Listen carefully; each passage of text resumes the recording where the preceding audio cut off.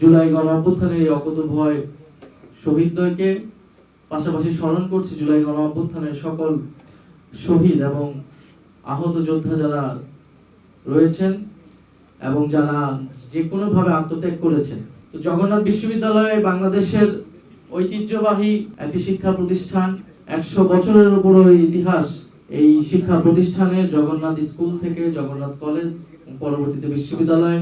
এবং আমরা জানি জগন্নাথ ঢাকা বিশ্ববিদ্যালয় যখন প্রতিষ্ঠিত হয়, ঢাকা বিশ্ববিদ্যালয় সেই সময়ে তো এখানে কোনো বিশ্ববিদ্যালয় ছিল না এই পূর্ববঙ্গে, এবং এখানে বিশ্ববিদ্যালয়ের করার ক্ষেত্রে নানান বাধা এসেছিল কলকাতা থেকে।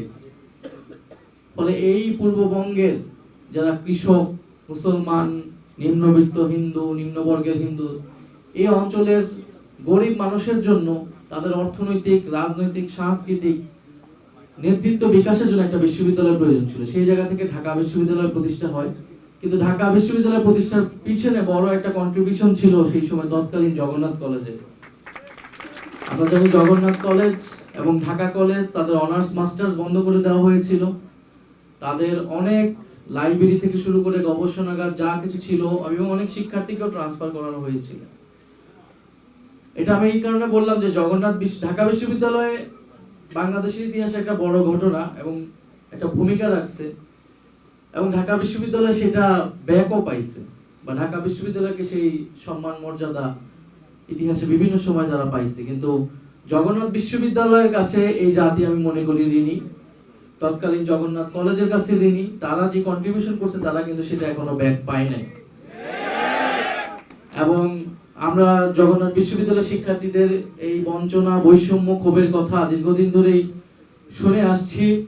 অন্তর্বর্তী সরকারের সময়ও আপনারা বিভিন্ন ইস্যুতে আপনাদের হলের দাবিতে, আপনাদের দ্বিতীয় ক্যাম্পাসের চালু করার দাবিতে, আপনাদের বাজেট বৃদ্ধির দাবিতে, আপনারা সম্পূরক বৃত্তির দাবিতে, অনেক দাবিতে সবচেয়ে বেশি সক্রিয় ছিল জগন্নাথ বিশ্ববিদ্যালয়। কারণ দীর্ঘদিনের ক্ষোভ, বৈষম্য ছিল জগন্নাথ বিশ্ববিদ্যালয়। আমাদের জায়গা থেকে আমরা যখন সরকারে ছিলাম বা সরকারের বাইরে ছিলাম সর্বাত্মকভাবে চেষ্টা করেছি। আমি কয়েকবারই বিশ্ববিদ্যালয়ের শিক্ষার্থী, প্রতিনিধি এবং শিক্ষক যারা ওই সময় ভিসি ছিলেন তাদের সাথে বসেছি, চেষ্টা করেছিলাম, হয়তো কিছুটা সফল হয়েছি, অনেকখানি হতে পারি নাই।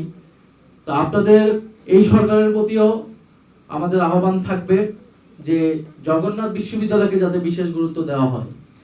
কারণ জগন্নাথ বিশ্ববিদ্যালয়ে ঢাকার মধ্যে অবস্থিত হওয়ার কারণে প্রচুর শিক্ষার্থী এখানে ভর্তি হয়, কিন্তু সেই সুযোগ সুবিধা কিন্তু বিশ্ববিদ্যালয় সরবরাহ করতে পারে না।